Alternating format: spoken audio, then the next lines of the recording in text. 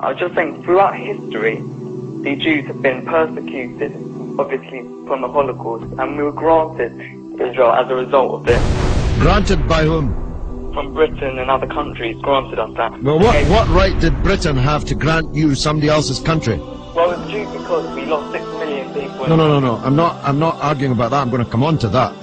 What right did Britain have to grant you somebody else's country? Well, they were basically gave us because of the But they gave you somebody else's country. That's the point I'm making, Alex. Can you deal with it? Britain granted you somebody else's country. I'm asking you, what right did Britain have to grant you somebody else's country? The Jews have suffered. They were subject to regular discrimination at best and murder at most. The one place in the entire world that Jews were neither discriminated against nor subject to pogrom was the Muslim world. That's why, under the protection of the Muslims, the Jews left Europe.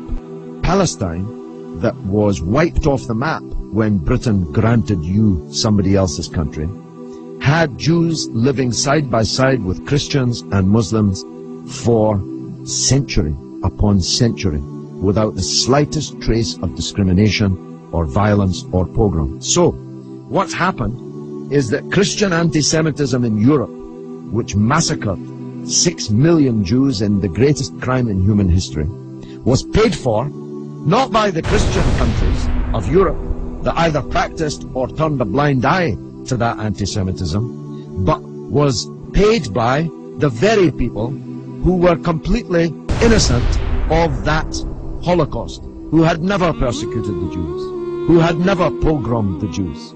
And that seems to me to add insult to the injury suffered by a people whose country was wiped off the map, who were dispersed into exile, to make way for a Zionist idea which was granted to European Jews by Britain, that Britain had no right to give away somebody else's country.